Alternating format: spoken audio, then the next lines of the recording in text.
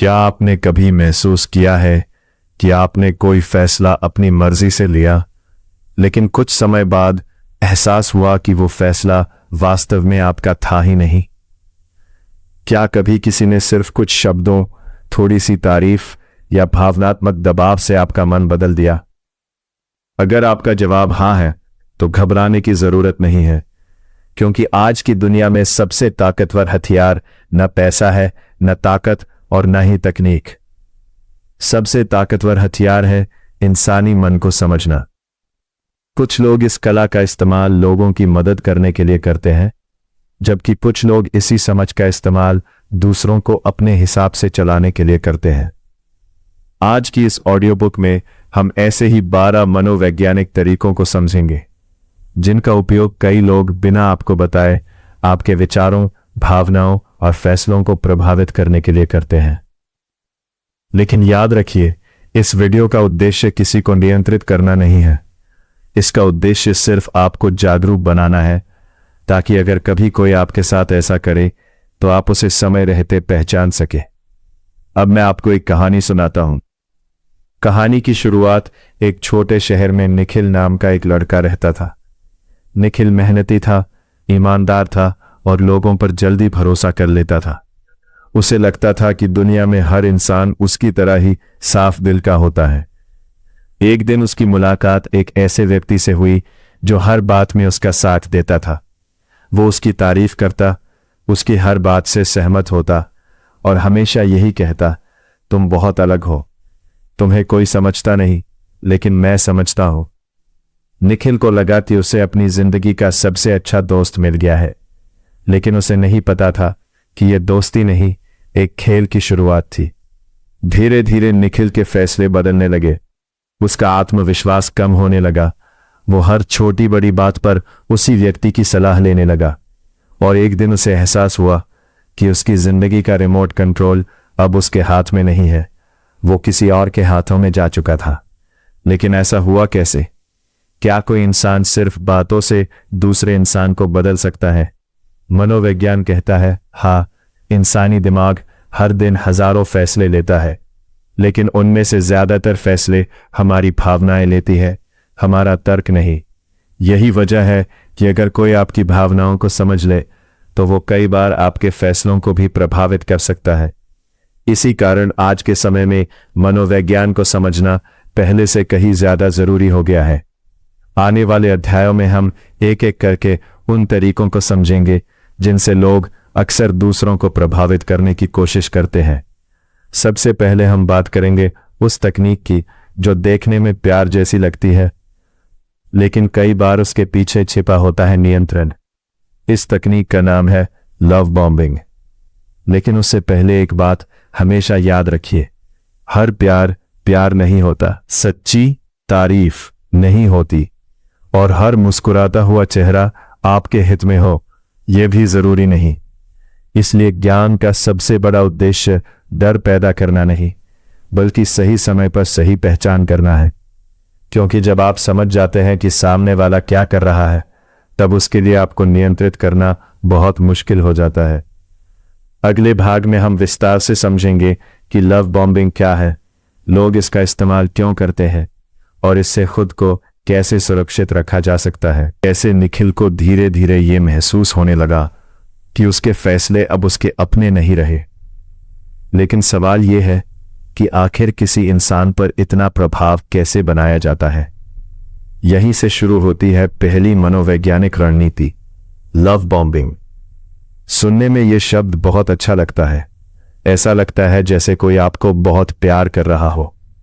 लेकिन कई बार यही अत्यधिक प्यार, तारीफ और ध्यान किसी को भावनात्मक रूप से अपने ऊपर निर्भर बनाने का तरीका भी बन सकता है।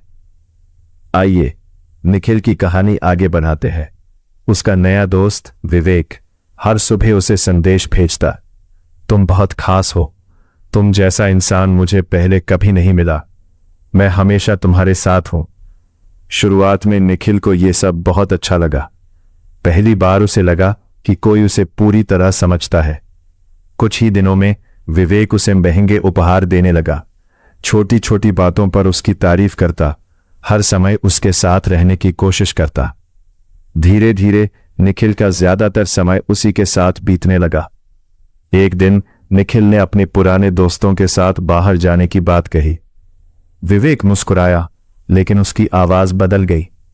तुम्हें मेरी जरूरत नहीं रही, लगता है मैं ही तुम्हें ज्यादा महत्व देता हूं।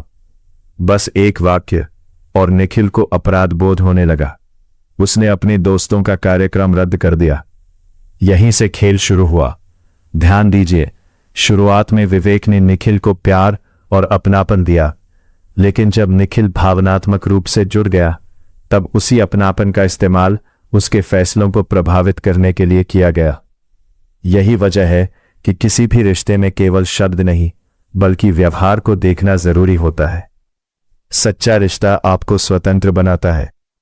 अगर कोई रिश्ता आपको धीरे धीरे दूसरों से दूर कर दे, हर समय उसी पर निर्भर बना दे, या आपको बार बार ये महसूस कराए कि उसके बिना आप कुछ नहीं है, तो ये एक चेतावनी का संकेत हो सकता है। इसका मतलब ये नहीं कि हर ज्यादा प्यार करने वाला व्यक्ति गलत होता है। कई लोग स्वभाव से ही बहुत स्नेही होते हैं। फर्क इस बात से पड़ता है कि क्या वो आपके फैसलों का सम्मान करता है या उस स्नेह का इस्तेमाल आपको नियंत्रित करने के लिए करता है।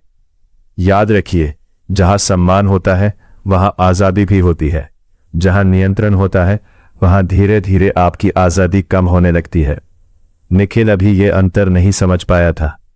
उसे लगा कि विवेक उसकी बहुत परवाह करता है, लेकिन उसे ये नहीं पता था कि अगला कदम उससे भी ज्यादा खतरनाक होने वाला है। एक ऐसी मनोवैज्ञानिक रणनीति जिसमें इंसान अपने ही दिमाग पर शक करने लगता है। इसे कहते हैं गैसलाइटिंग। गैसलाइटिंग।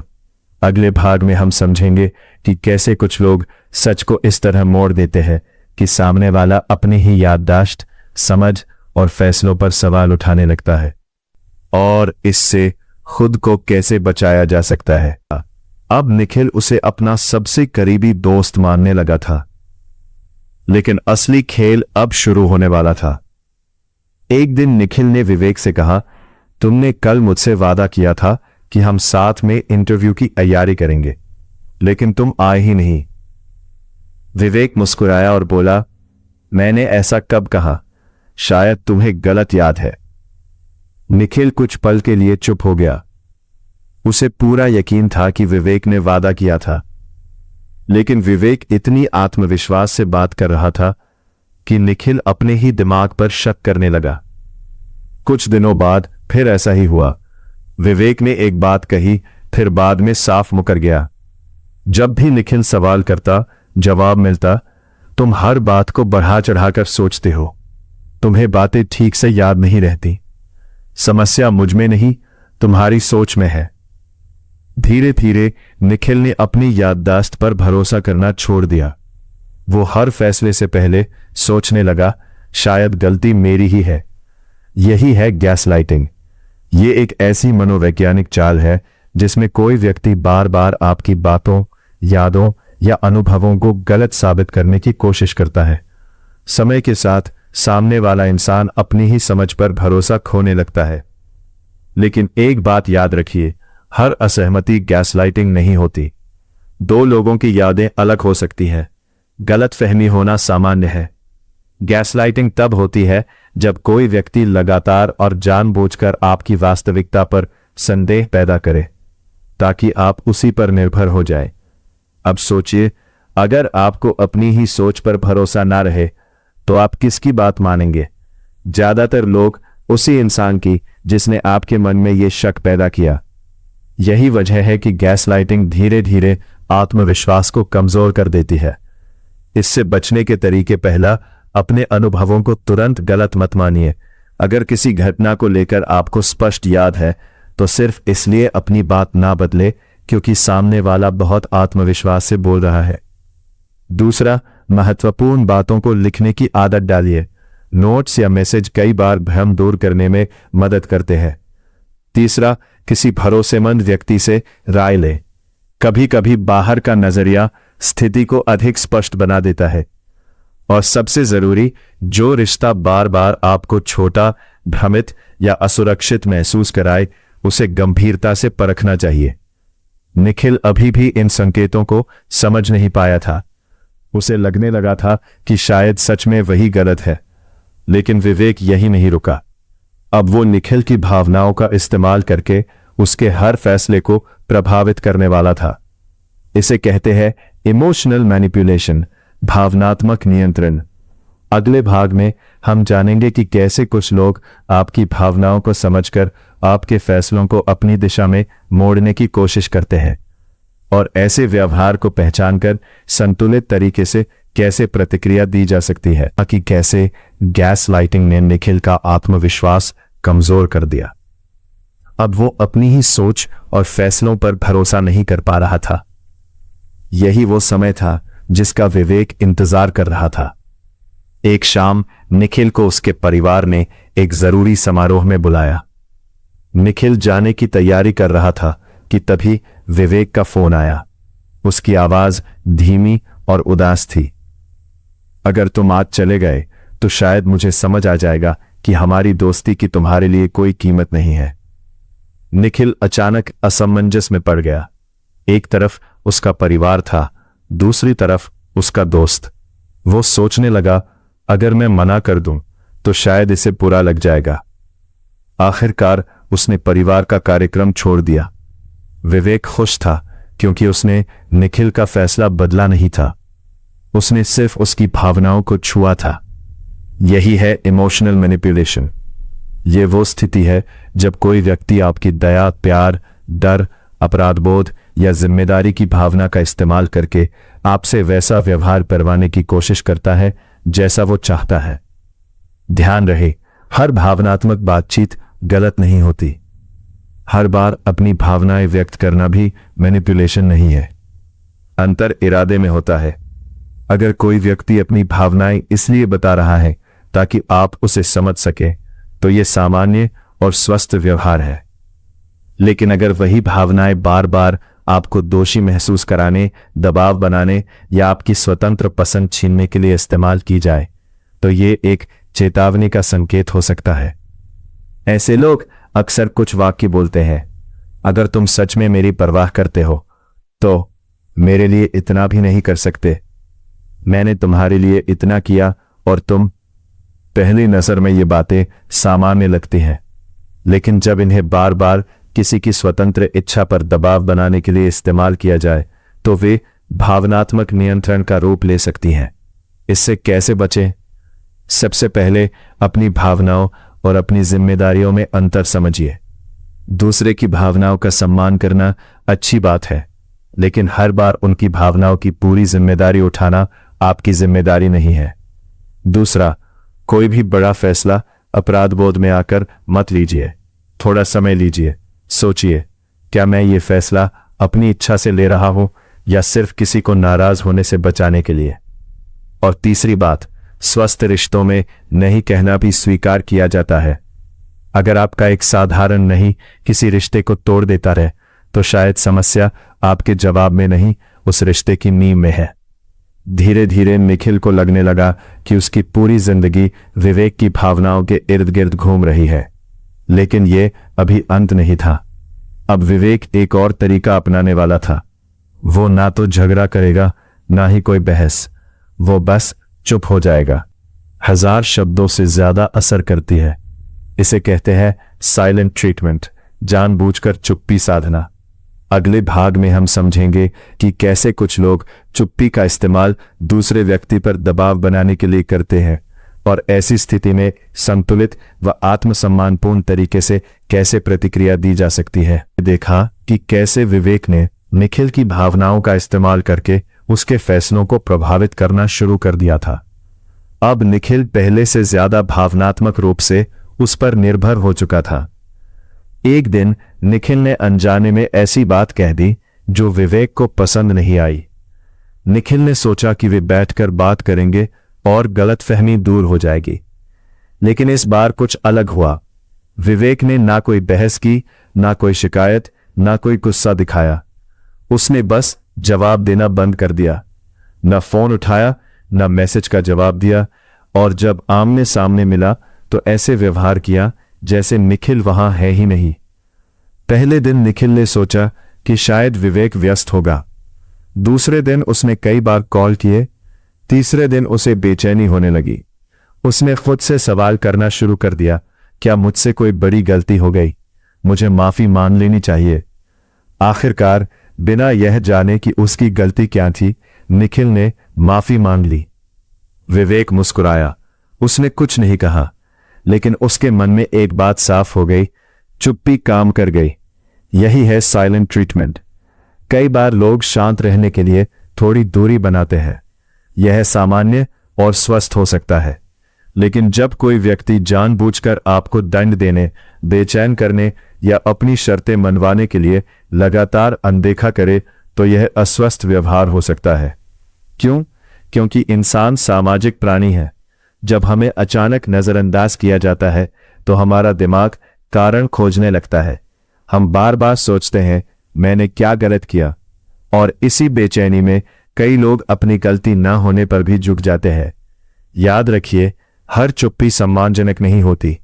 कुछ चुप्पियां शांति के लिए होती हैं, कुछ चुप्पियां नियंत्रण के लिए। इन दोनों में अंतर समझना बहुत जरूरी है। इससे कैसे बचें? पहली बात, अगर सामने वाला कहता है कि उसे शांत होने के लिए समय चाहिए, तो उसकी बात का सम्मान कीजिए। लेकिन अगर वो है बिना किसी कारण बार बार आपको अनदेखा करके आपको परेशान करता है, तो इसे सामान्य मत मानिए। दूसरी बात, अपनी आत्मसम्मान की कीमत पर किसी का ध्यान पाने की कोशिश मत कीजिए। बार बार कॉल करना, लगातार माफी मांगना या खुद को दोष देना स्थिति को और कठिन बना सकता है। तीसरी बात, खुलकर बातचीत कीजिए। शांत तरीके से पूछिए, अगर कोई समस्या है तो हम बैठकर बात कर सकते हैं, लेकिन लंबे समय तक चुप रहना समाधान नहीं है। स्वस्थ रिश्ते संवाद से चलते हैं, अनिश्चितता और डर से नहीं। अब निखिल को लगने लगा था कि हर बार गलती उसी की होती है। उसका आत्मविश्वास पहले से भी कम हो चुका था, लेकिन विवेक के पास अभी एक और तरीका बचा था। अब वो निखिल के मन में अपराधबोध पैदा करेगा। उसे ऐसा महसूस कराएगा कि अगर उसने विवेक की बात नहीं मानी तो वो एक बुरा इंसान है। मनोविज्ञान में इसे कहा जाता है गिल्ट ट्रिपिंग, अपराधबोध पैदा करके नियंत्रण करना। अगले भाग में हम जानेंगे कि कैसे कुछ लोग मैंने तुम्हारे लिए इतना किया जैसे वाक्यों का इस्तेमाल करके दूसरे व्यक्ति पर दबाव बनाते हैं, और ऐसे व्यवहार को पहचानकर संतुलित तरीके से कैसे संभाला जा सकता है। पिछले भाग में आपने देखा कि कैसे विवेक ने अपनी चुप्पी से निखिल को बेचैन कर दिया। अब निखिल हर बात में यही सोचने लगा था कि कहीं उससे कोई गलती तो नहीं हो गई। जब किसी व्यक्ति का आत्मविश्वास कमजोर पड़ने लगता है, तब उसे प्रभावित करना और भी आसान हो जाता है। विवेक को यही चाहिए था। एक दिन निखिल को अपने सपनों की नौकरी के लिए दूसरे शहर में इंटरव्यू का मौका मिला। वो बहुत खुश था, लेकिन जैसे ही उसने यह बात विवेक को बताई, विवेक कुछ देर तक चुप रहा। फिर उसने धीमी आवाज में कहा, ठीक है, चले जाना। वैसे भी जब से तुम सफल होने लगे हो, तुम्हें पुराने लोग याद कहाँ रहते हैं। निखिल चौंक गया। उसने कहा, ऐसी बात नहीं है। विवेक ने फिर कहा, मैंने मुश्किल समय में तुम्हारा साथ दिया था, लेकिन अब लगता है कि मेरी कोई जरूरत नहीं रही। बस इतना सुनते ही निखिल के मन में अपराध बोध पैदा हो गया। उसे लगा कि अगर वो इंटरव्यू देने चला गया तो वो एक स्वार्थी इंसान कहलाएगा। लेकिन क्या सच में ऐसा था? नहीं। यही है गिल्ट ट्रिपिंग। इसमें कोई व्यक्ति आपकी अच्छाई, आपकी संवेदनशीलता या आपके रिश्ते की परवाह का इस्तेमाल करके आपको दोषी महसूस कराता है, ताकि आप वही करें जो वो चाहता है। ध्यान रखिए, हर बार अपनी भावनाएं साझा करना गलत नहीं है, लेकिन अगर कोई व्यक्ति बार बार आपको यह महसूस कराए कि उसकी खुशी की पूरी जिम्मेदारी आपकी है, तो यह स्वस्थ रिश्ता नहीं माना जा सकता। अपराध बोध से कैसे बचें? सबसे पहले खुद से पूछिए, क्या मैं सच में गलत हूं या सिर्फ मुझे गलत महसूस कराया जा रहा है? दूसरी बात, हर ना स्वार्थ नहीं होता। कई बार अपने सपनों, अपने परिवार और अपने मानसिक संतुलन को प्राथमिकता देना बिल्कुल सही होता है। याद रखिए, जो रिश्ता आपकी सफलता से खुश नहीं हो सकता, वो आपकी असफलता में भी सच्चा साथी नहीं बन सकता। Fear influence. जब डर आपका फैसला करने लगे। कुछ दिनों बाद विवेक ने एक नया तरीका अपनाया। उसने निखिल से कहा, अगर तुमने मेरी बात नहीं मानी तो लोग तुम्हारे बारे में बहुत कुछ गलत सोचेंगे। फिर उसने कहा, दुनिया बहुत खराब है, मेरे बिना तुम आसानी से धोखा खा जाओगे। धीरे धीरे निखिल डरने लगा। अब वो फैसले अपनी समझ से नहीं, बल्कि संभावित बुरे परिणामों के डर से लेने लगा। यही है फियर इन्फ्लुएंस। डर एक बहुत शक्तिशाली भावना है। जब इंसान डर जाता है तो वो अक्सर जल्दबाजी में निर्णय लेता है और उसे वही रास्ता सुरक्षित लगता है जो सामने वाला दिखा रहा होता है। इसीलिए कई बार लोग डर का उपयोग करके दूसरों को प्रभावित करने की कोशिश करते हैं। लेकिन यहां भी एक जरूरी बात समझना आवश्यक है। हर चेतावनी डर फैलाना नहीं होती। अगर कोई व्यक्ति वास्तविक खतरे के बारे में जानकारी दे रहा है और उसके साथ समाधान भी बता रहा है, तो वो मदद कर रहा है। लेकिन अगर कोई व्यक्ति बिना ठोस कारण के लगातार डर पैदा करे और उसी डर के आधार पर आपको नियंत्रित करने की कोशिश करे, तो सावधान हो जाइए। इससे कैसे बचें? जब भी कोई आपको डर के आधार पर कोई बड़ा फैसला लेने के लिए कहे, तुरंत निर्णय मत लीजिए। रुकिए, सोचिए, खुद से 3 सवाल पूछिए। क्या इस डर का कोई वास्तविक प्रमाण है? क्या मैं तथ्य के आधार पर फैसला ले रहा हूं या सिर्फ डर के कारण? क्या मैं किसी भरोसेमंद व्यक्ति से सलाह ले सकता हूं? अक्सर इन 3 सवालों के जवाब ही भ्रम को दूर कर देते हैं। अब निखिल पहले जैसा निश्चिंत इंसान नहीं रहा था। उसकी दुनिया छोटी होती जा रही थी। वो कम लोगों से मिलता, कम फैसले खुद लेता और हर बात में विवेक की राय का इंतजार करता। लेकिन विवेक अभी भी नहीं रुका। अब वो इंसानी मन के 2 ऐसे सिद्धांतों का इस्तेमाल करने वाला था जिनका प्रभाव विज्ञापन, सोशल मीडिया और रोजमर्रा की जिंदगी में भी अक्सर देखा जाता है। पहला, सोशल प्रूफ, जब हम दूसरों को देखकर निर्णय लेते हैं। दूसरा, रेसिप्रोसिटी प्रिंसिपल, जब हमें एहसान का बदला चुकाने का दबाव महसूस होता है। अगले भाग में हम इन दोनों सिद्धांतों को कहानी, वास्तविक जीवन के उदाहरण और उनसे बचने के व्यावहारिक तरीकों के साथ विस्तार से समझेंगे। आपने देखा कि कैसे विवेक ने निखिल के मन में अपराध बोध और डर पैदा करके उसके निर्णयों को प्रभावित करना शुरू कर दिया था। अब निखिल का आत्मविश्वास पहले जैसा नहीं रहा। लेकिन मनोविज्ञान का खेल यहीं खत्म नहीं होता। अब विवेक 2 ऐसे सिद्धांतों का इस्तेमाल करने वाला था जो केवल रिश्तों में ही नहीं, बल्कि विज्ञापनों, सोशल मीडिया और रोजमर्रा की जिंदगी में भी अक्सर दिखाई देते हैं। पहला सिद्धांत, सोशल प्रूफ। एक दिन विवेक ने निखिल से कहा, तुम ही अकेले हो जो ऐसा सोचते हो, बाकी सभी लोग मेरी बात से सहमत है। फिर उसने कुछ लोगों के उदाहरण दिए। देखो, सब लोग यही कर रहे हैं। अगर इतने लोग गलत नहीं हो सकते तो तुम कैसे सही हो सकते हो? निखिल सोच में पड़ गया। उसे लगा, शायद सच में गलती मेरी ही है। यही है सोशल प्रूफ। जब हमें किसी बात का पूरा भरोसा नहीं होता तो हमारा दिमाग अक्सर ये देखने लगता है कि दूसरे लोग क्या कर रहे हैं। अगर बहुत सारे लोग एक ही काम कर रहे हो तो हमें भी वही काम सही लगने लगता है। इसी कारण किसी दुकान के बाहर लंबी लाइन देखकर लोग सोचते हैं कि वहां का सामान अच्छा होगा। सोशल मीडिया पर लाखों लाइक्स देखकर लोग मान लेते हैं कि बात सही होगी। लेकिन याद रखिए, लोकप्रिय होना और सही होना दोनों अलग बातें हैं। इतिहास गवाह है कि कई बार पूरी भीड़ गलत साबित हुई है। इसलिए किसी भी निर्णय से पहले खुद से पूछिए, क्या मैं ये काम इसलिए कर रहा हूं क्योंकि मुझे सही लगता है या सिर्फ इसलिए क्योंकि बाकी लोग भी यही कर रहे हैं। दूसरा सिद्धांत, रेसिप्रोसिटी प्रिंसिपल, एहसान का बदला। कुछ दिनों बाद विवेक ने बिना बताए निखिल के लिए एक महंगा उपहार खरीद लिया।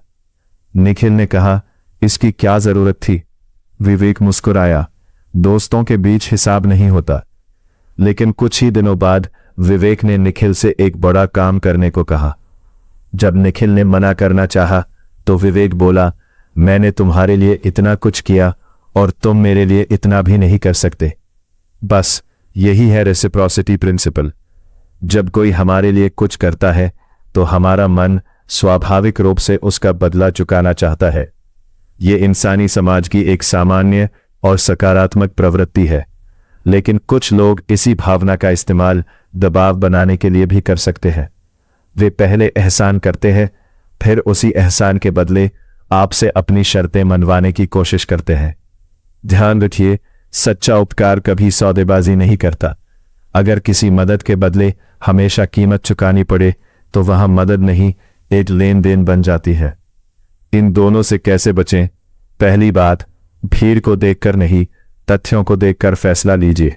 दूसरी बात, अगर कोई आपके लिए कुछ करता है तो उसका आभार मानिए, लेकिन इसका मतलब ये नहीं कि आपको अपनी नैतिकता, आत्मसम्मान या भविष्य दांव पर लगा देना चाहिए। तीसरी बात, हर बड़े फैसले से पहले खुद से पूछिए, अगर किसी और ने यह काम नहीं किया होता तो क्या मैं फिर भी यही फैसला लेता? अगर जवाब नहीं है तो एक बार रुककर फिर सोचिए। अब निखिल धीरे धीरे समझने लगा था कि उसके साथ क्या हो रहा है। पहली बार उसने अपने फैसलों पर दोबारा विचार करना शुरू किया, लेकिन विवेक के पास अभी दो और मनोवैज्ञानिक तरीके बचे थे। अब वह कमी का भ्रम पैदा करेगा और फिर निखिल की हर हरकत की नकल करके उसका भरोसा जीतने की कोशिश करेगा।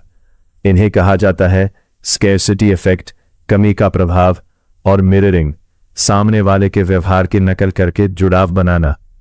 अगले भाग में हम इन दोनों तकनीकों को विस्तार से समझेंगे, साथ ही जानेंगे कि इन्हें पहचान कर अपने निर्णयों को कैसे स्वतंत्र रखा जा सकता है।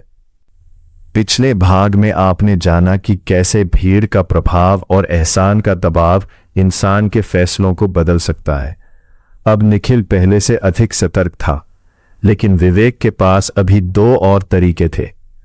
अध्याय 9, स्कैर्सिटी इफेक्ट, कमी का प्रभाव। एक दिन विवेक निखिल के पास आया और बोला, यह मौका दोबारा नहीं मिलेगा। अगर आज फैसला नहीं लिया तो हमेशा पछताओगे। उसने लगातार जल्दबाजी का माहौल बनाया। सिर्फ आज, आखिरी मौका, सब लोग इसे लेने वाले हैं। निखिल घबरा गया। उसे लगा कि अगर उसने अभी फैसला नहीं लिया तो शायद वह जिंदगी का सबसे बड़ा अवसर खो देगा, और बिना पूरी जानकारी लिए उसने हां कह दी। कुछ दिनों बाद उसे पता चला कि ऐसा कोई आखिरी मौका था ही नहीं। विवेक ने सिर्फ उसके मन में कमी का भ्रम पैदा किया था।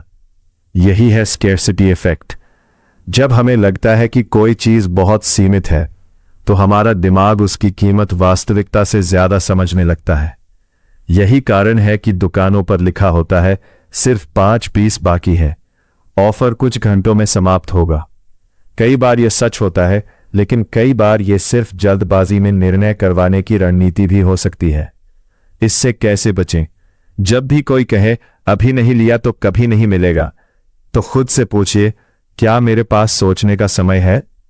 अगर सामने वाला आपको सोचने का समय भी नहीं देना चाहता तो यह सावधानी बरतने का संकेत हो सकता है। महत्वपूर्ण निर्णय हमेशा शांत दिमाग से लिए जाते हैं, घबराहट में नहीं। अध्याय 10, मिररिंग, सामने वाले जैसा बनकर भरोसा जीतना। कुछ समय बाद निखिल ने एक और बदलाव देखा। विवेक अब उसी तरह बात करने लगा था जैसे निखिल करता था।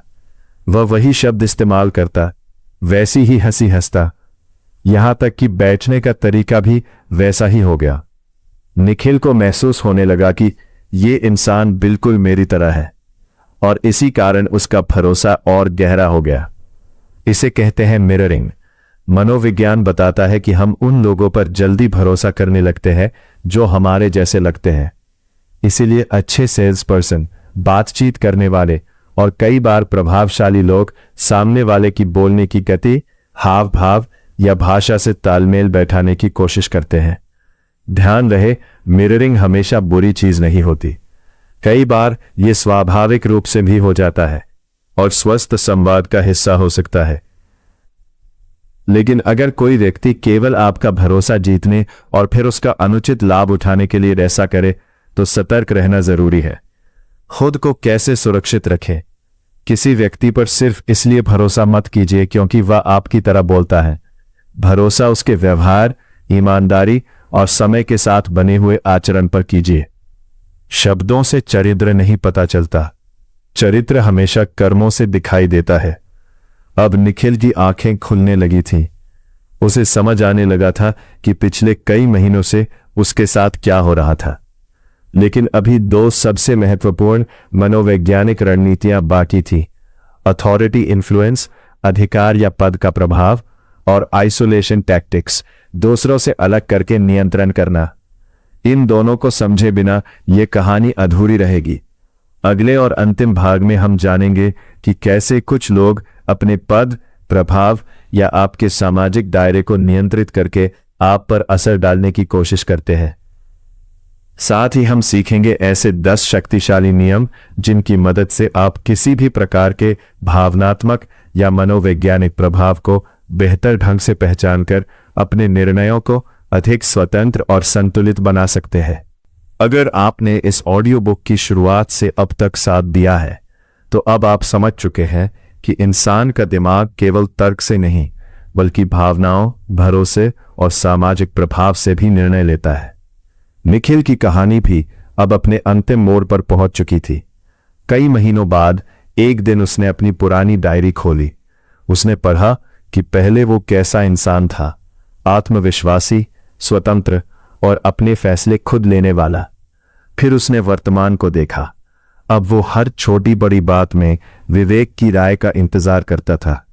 तभी उसे एहसास हुआ समस्या उसके अंदर नहीं थी। समस्या ये थी कि उसने धीरे धीरे अपने फैसलों की शक्ति किसी और को सौंप दी थी।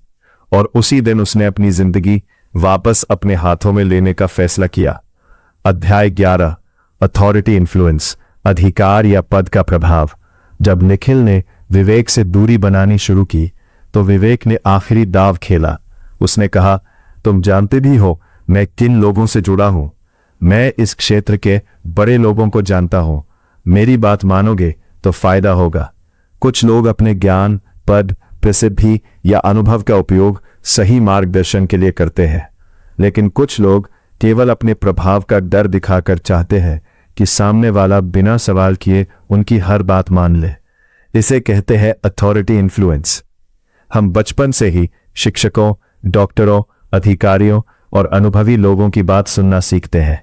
ये अच्छी बात है, लेकिन इसका मतलब ये नहीं कि हर प्रभावशाली व्यक्ति हमेशा सही ही होगा। याद रखिए, सम्मान और अंधविश्वास में बहुत बड़ा अंतर होता है। सच्चा मार्गदर्शक आपको सोचने के लिए प्रेरित करता है, जबकि नियंत्रित करने वाला व्यक्ति चाहता है कि आप सवाल पूछना ही बंद कर दें। अध्याय 12, आइसोलेशन टैक्टिक्स, अलगाव की रणनीति। जब विवेक को लगा कि उसकी बाकी रणनीतियां कमजोर पड़ रही हैं, तो उसने निखिल से कहा, तुम्हारे पुराने दोस्त तुम्हें समझते ही नहीं। तुम्हारा परिवार तुम्हारी तरक्की से खुश नहीं है। दुनिया में सिर्फ मैं हूं जो तुम्हारे बारे में सच में सोचता हूं। धीरे धीरे निखिल अपने दोस्तों से दूर हो गया। उसने परिवार से बातें कम कर दी। अब उसके पास सलाह लेने के लिए केवल एक ही व्यक्ति बचा था, विवेक।